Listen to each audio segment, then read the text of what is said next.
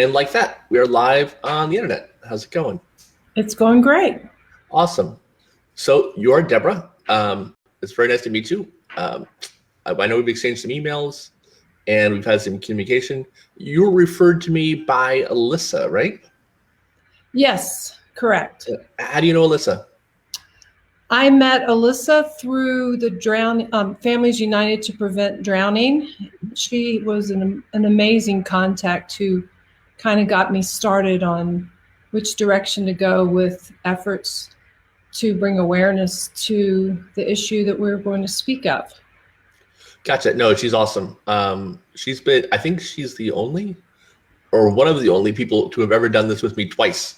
She's a repeat guest, and I met her at the National Drowning Prevention Alliance conference several years ago, and she's amazing. She's a really fantastic human being. I look forward to meeting her in April. She is an invaluable resource and a wonderful person. So, are you going to be at the NDPA in April? I will. I will be too. We're working on a video that will be shown at the conference. So that's awesome. Yeah, I'm going to be doing this. I'm going to be doing this show on stage as a speaker at the conference. So I'll have an audience, hopefully, probably 3 people, let's be honest. And I'm going to be interviewing Bob Pratt, who is a member of the NDPA board and a good friend of mine. And we're going to do this, but instead of it's going to be on camera, but also in front of people. It should be cool. So I'm excited about it. And I'll get to meet you there. So that'll be neat. Look forward to it. Awesome. So if it's okay with you, can you talk about the events that led to you starting your nonprofit and then kind of where you've gone from there? Well, technically, I do not have a nonprofit yet. I'm sorry, your spreading your movement. Yeah.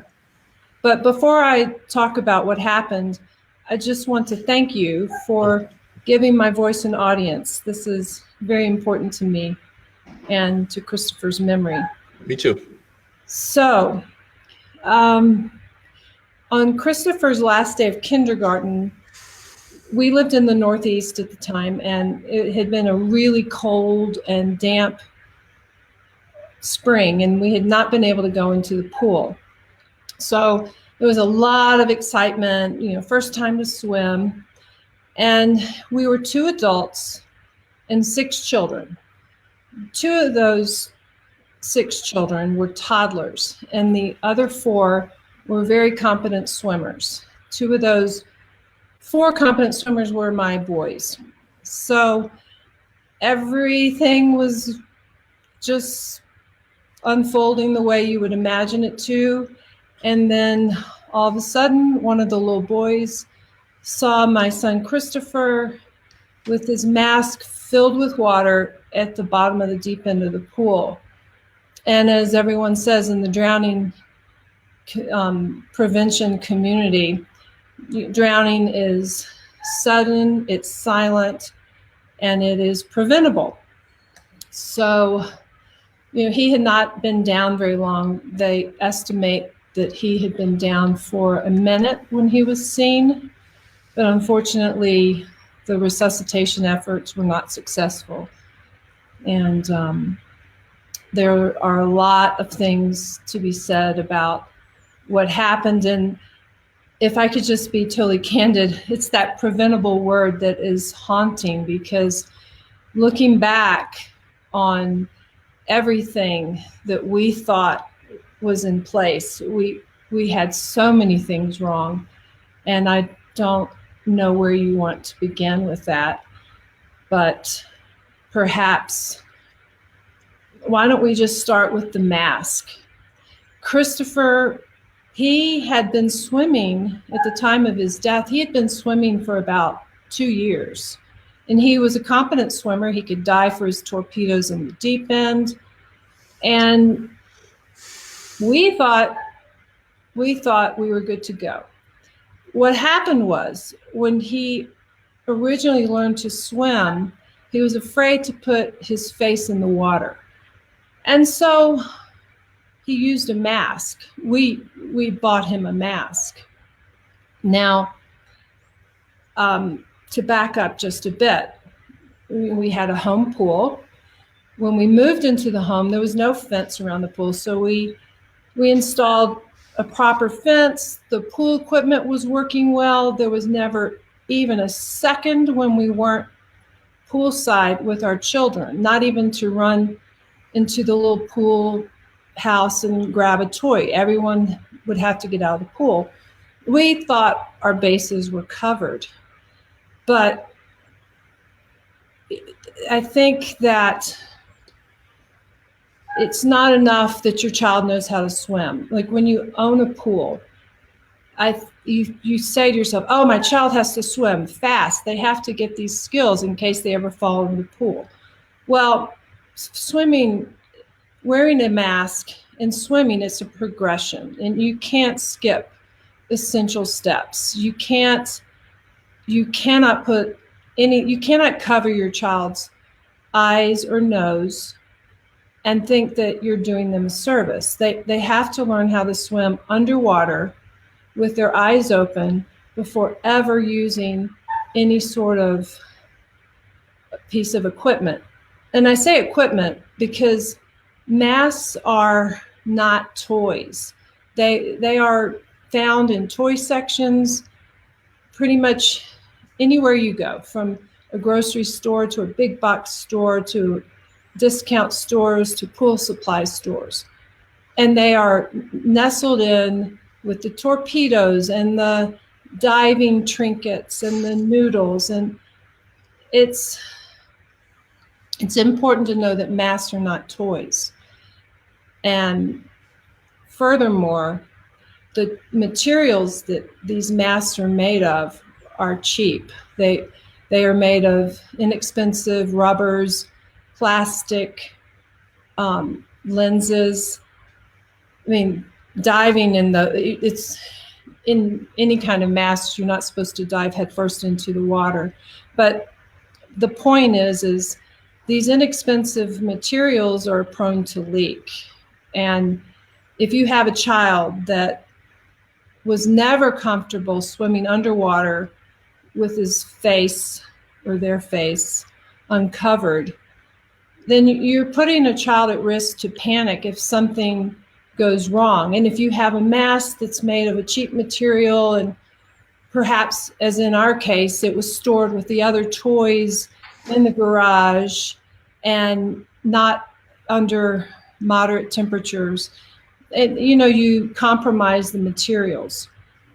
So that's only one aspect of what went wrong in our story. So that's why I wanted to talk to you. I thought it was so important to talk to you is, you hear a lot about, infants and toddlers drowning, but you don't hear enough about children who were strong swimmers who, in this case, had a piece of equipment that they were using kind of as a crutch fail on them, and that resulted in a drowning. So, I don't think enough messages like that get out, and that's really why I wanted to talk to you, because I think it's really important for people to hear it, to understand it, and to make sure they apply it to their lives. Well, I'd like to add something else. I mean, there are a few things I'd like to add, but at the time of my son's death, we weren't as avid internet searchers as we are today. Sure. So I'm not saying that the information wasn't at our fingertips, but we didn't search the web. So anyway, you think of when you're watching children in a pool, you probably think that the ones that can't swim are the ones that are most vulnerable. And I want to really emphasize that all kids in a pool are vulnerable. And whether they're wearing a mask or whether they're not, you need to practice touch supervision. You need to be vigilantly looking at every child in the water and be able to be at arm's length from these children. Now, that is especially true if they're wearing a mask. And in our case, the two toddlers got more attention than the competent swimmers. And let's go back to the drowning is sudden and silent.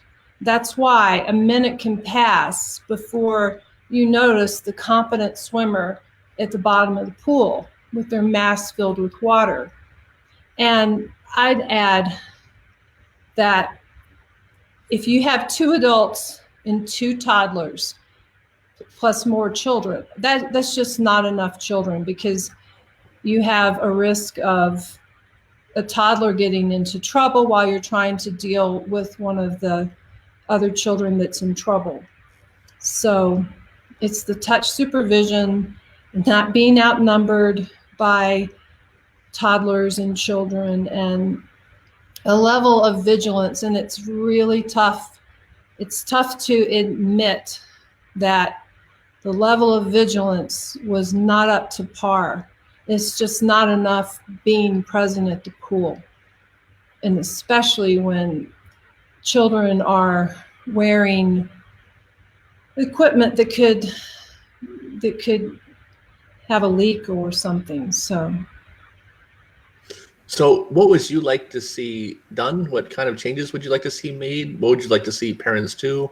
Going forward, what kind of action would you like to see you think would make a difference to other people? Well, I'm not promoting masks for children, but if your child is going to wear a mask, they need to know how to clear the mask, and they know, or at least pull the mask off underwater, and be prepared not to panic. Will do everything they can not to panic. Now, clearing a mask is an extremely difficult skill to learn. Therefore, I'm not advocating masks, but parents need to be aware. So I very much would like to see the packaging changed for masks. This is the type of mask I'm talking about. It's not the full face masks that are prone to carbon dioxide buildup, but this mask covers the nose and the eyes, and it's cheap. And the material, the instructions are very basic. I've bought several different types of masks over the past couple of months, and they're generic warnings like, oh, know how to use a mask. But it doesn't tell you that masks can be dangerous if you don't know how to properly use them. The packaging needs to be changed, and there also need to be instructions. So that is something I'd like to work on. I'd also like to work on how these masks are marketed. I mean, these are not toys, yet they are in the toy sections of stores. So there are a lot of things to be done regarding this issue. One other thing is there are no proper statistics on, well, as you know, drowning statistics are flawed. Yeah, massively. Yeah. Right. They don't always consider the non-fatal drownings, and then not all the fatal drownings are recorded. But there are no statistics for children or adults that die using a mask or floaties. Or flippers, probably. Yeah. Pardon me? Or flippers or floaties or, yeah. Or snorkels. My son's case is just recorded as a drowning. And I would like to see more done in that realm as well. So, can you talk a bit about the full face mask that fills with carbon monoxide? I haven't heard that before. Well, I can't speak to those much, but okay. You'll see there are these full face masks, mm-hmm. snorkel masks, and there have been a number of deaths that have recently been seen, but those masks they can flood as well, but those the primary culprit in those drownings is a carbon dioxide buildup, which is not at all what I'm talking about with these masks. Right, it's very different. Yeah. So these can flood. And additionally, these cheap masks, we should point that out as well. These cheap masks that have this plastic lens, if a child were to dive headfirst into the pool, this could shatter. The pressure could shatter. And there have been some blindings with this. And, masks, there are masks and there are masks. There are these swim masks, these snorkel masks that can be purchased anywhere between $1 and $15. And then there are the more high quality dive masks that have a tempered glass. You can't dive head first in those either, but they have tempered glass and a silicone skirt. This is the skirt that I don't know if you can see. I can see, yeah. Like this is a cheap rubber. A proper dive mask would have silicone and the tempered lens. And those can be purchased at dive shops for $40 and upwards to a couple of $100. And it's essential to have a proper fit with the mask. If you, this is going to be goofy, but yeah, go for it. If a mask fits properly, you clear your hair away and put the mask on without the strap and suck in, inhale. Now, when you stop inhaling, if the suction breaks, when I stop inhaling in this mask, I can feel the sides pull away. So it's not a proper fit. And to have a proper fit, you could go to a dive shop, but certainly that's not accessible to everyone. So sure. People just need to be aware that masks are not toys, and there are some serious dangers associated with them. But if you're going to be buying it for the use that you should be as a piece of equipment, then it seems like you'd want to get the right kind, which is, one with the tempered glass, with the silicone skirt, with the proper fitting, a little bit more of an investment, but an investment worthwhile if you're buying it because you're going diving, you're not just using it to quote unquote play in the pool. Exactly. In the words of Dr. John Fleetmeyer, who's a National Drowning Prevention Alliance board member, he says that masks are it's like buying a pair of shoes. You're not just going to buy any pair of shoes. You're going to buy a pair that fits. And, especially with something that has a potential danger, you want to make sure your child's mask fits. No, it's great advice. And I don't think enough parents are thinking about it. Like you said, they're sold in the toy section. They're kind of marketed as, an inexpensive, fun thing to make your kid a little easier in the water. And I don't think a lot of people realize, the danger. I mean, I know even me as an adult, getting water inside of a mask is scary, so for a child, you just compound that. Exactly. Like I said earlier, it's a very difficult skill to learn to properly clear a mask. I frankly don't think young children are capable of doing that. So, I mean, honestly, how does one clear a mask?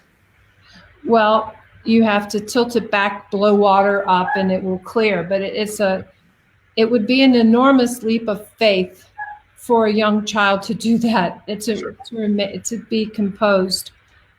I want to add another thing, and it's back to do not let your child use a crutch when they're swimming in the water. Once they're an established swimmer, a competent swimmer, they can swim underwater, they can open their eyes, and in the words of Kim Schultz, if water gets in their eyes, it's water. It's just water. So they have to be comfortable with swimming underwater. And once, if they use a mask as a crutch, why in the world would they want to give that up?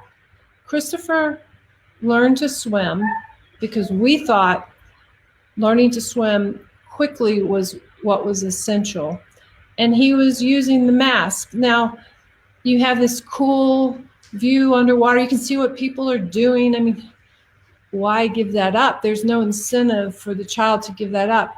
And 2 years can pass and you not realize that your child doesn't have that, that you've skipped that important step and your child doesn't have that skill to be comfortable.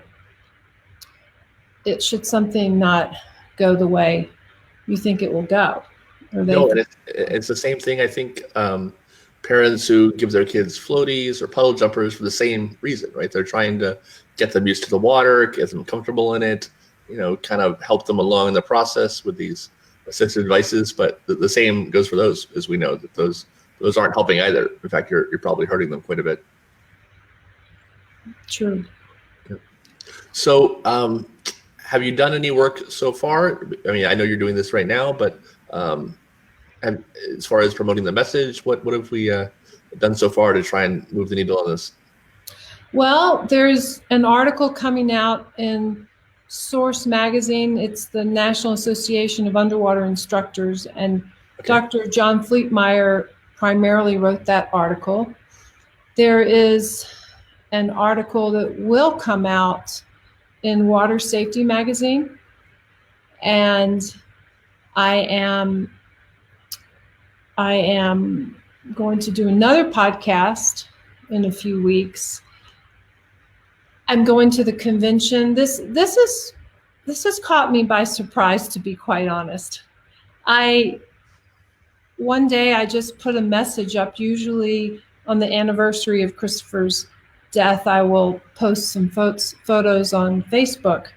And this past year, I said, well, rather than posting a cute little photo, I'm going to tell people to please watch out for masks. And I had a response that I didn't expect, which led me to try to,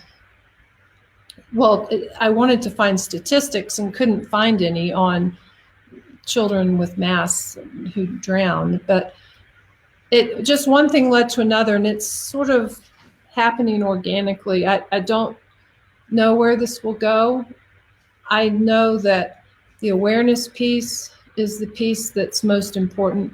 People haven't really heard this type of accident. Curiously, though, in my search to find statistics, I came across 2 consultants who had been expert witnesses on drowning cases involving these type of masks, not the full face, these type of masks. So the numbers, there are people out there. There are victims out there who have drowned with a mask that flooded. It's just we don't have the numbers. And it's such an easy thing to look out for. It's that preventable piece of the drowning is silent, sudden, and preventable. It's just one thing you can look out for. Yeah, like I said, you were the first time I heard somebody speaking out about this. I'd always wondered about it, to be honest with you, because I've seen, parents, like yourself who had used masks and, other devices, but in particular masks. And, I'd always kind of wondered, what would happen, to be honest with you. So I'm glad that you're speaking out about it. Like you said, there's a niche that needs to be filled in the water safety discussion that's not being talked about. And I'm glad that you're doing it, because if you weren't, I don't know who would be. So it's important, and I'm glad you're doing it. It's a really important thing. Well, thank you. I'm just getting started. So Water Safety Magazine is great. That's Thomas Leclerc, I think is how you say his name. I'm a fan of him, and Dr. Fleetmeyer is amazing. We've worked with him in the past too, and he does phenomenal work. So you're going to the conference. What are you hoping to do moving forward? Do you have any long-term goals? Do you have any legislation you want to see? Do you a manufacturer standard? What are you hoping to get done? In a perfect world. All of that. All that. Yeah. I am looking forward to the convention. I think I will make some wonderful connections. You will. There's an opportunity here to go to the manufacturers for legislation. I've started researching whom I want to contact for this. I think a lot of things will fall into place. I do not think that having a foundation specifically for this is necessarily the way to go. I think there are a lot of foundations out there, and if my message, Christopher's story, could make one of those other foundations more impactful, I think that's the way to go. I do want to show a picture of Christopher with his mask on. This was the year before he died, and you can see how comfortable he is in the water. He has his collection of torpedoes, and this is what he looked like. So, without the mask. So, handsome guy. Well, he is a cute little fellow. Yeah. Nice, cute personality. So. Do you have any other children? I have 3 other children, a son and a daughter, and then Christopher was the 3rd, and then a younger sister. So. And I'm sure now, obviously,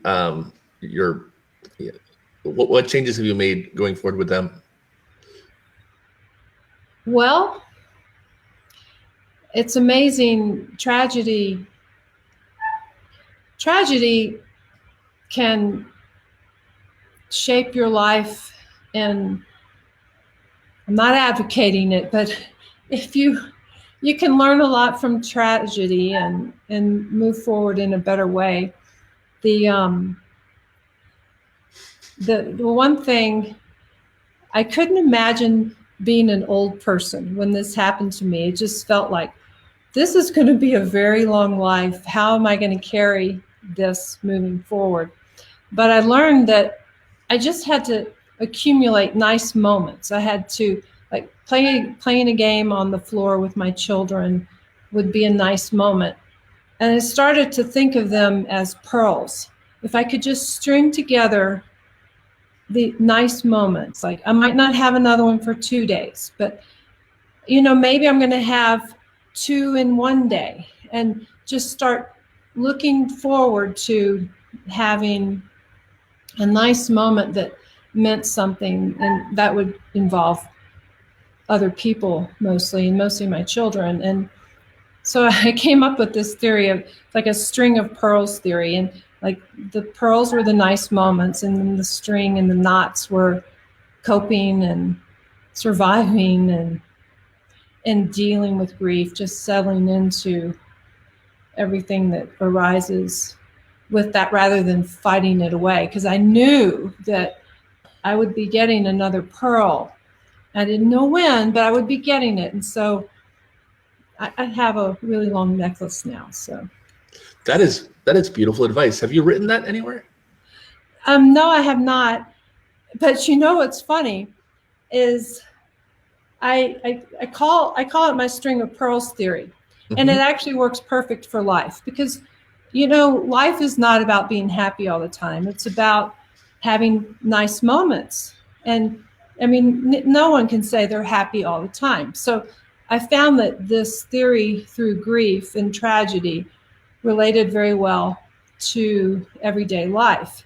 And I researched Christopher's gemstone, even though a pearl is not a gem, is a pearl. I thought, oh, well, that's awesome. Serendipitous. So for sure. But if you haven't written that in a blog post or an article or even maybe a small book, I really recommend it. That's amazing. I love that. Well, thank you. Really, that's really something. And I've never heard it put that way either. That's, I know there's a lot of, I come in contact with a lot of people who have experienced loss and tragedy, and especially when it comes to children. And I think that piece, that pearl of wisdom, if you will, could really benefit them. That's really something. Well, when a tragedy is fresh,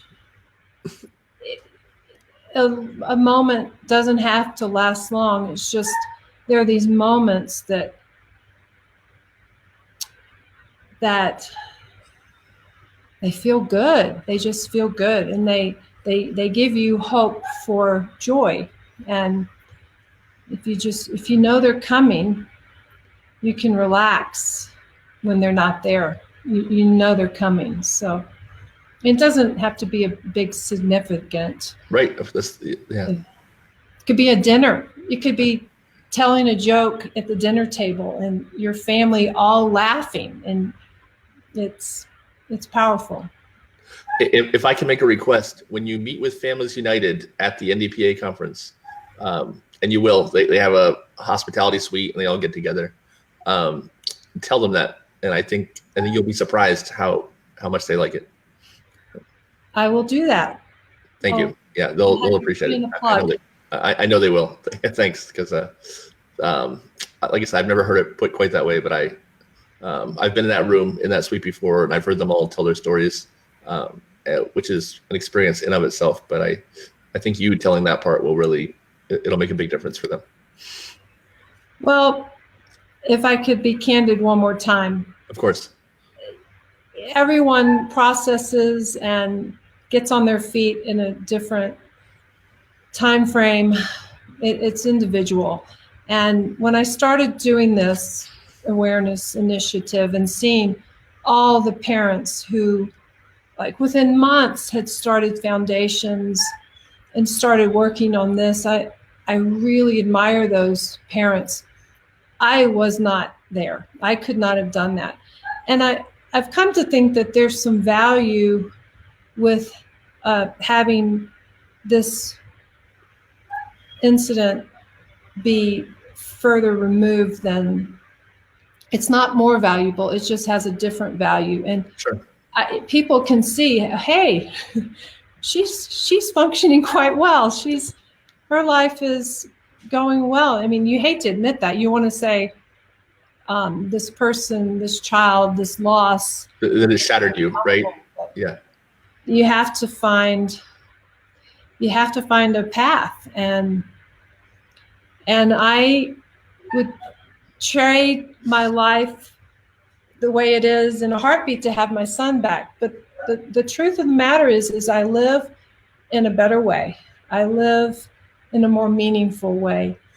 And it's a hard price to pay to have that. And you don't want to just have that, but you have to make lemonade out of lemons. So if that came out. No, it makes perfect sense. Right? If you have to, if this is something you have to live with, you might as well live the best life possible while enduring it, right? And if there is some value that can be gained out of it, it would be a disservice to him not to do that. Exactly. I think you'd be, dishonoring his memory if you didn't get the most, value and the biggest life lesson you can from his tragedy. I think that makes a lot of sense. I agree. So is there anything you want people to know going forward? Is there a message you want to get out there? Is there one last thing you'd like people to be aware of?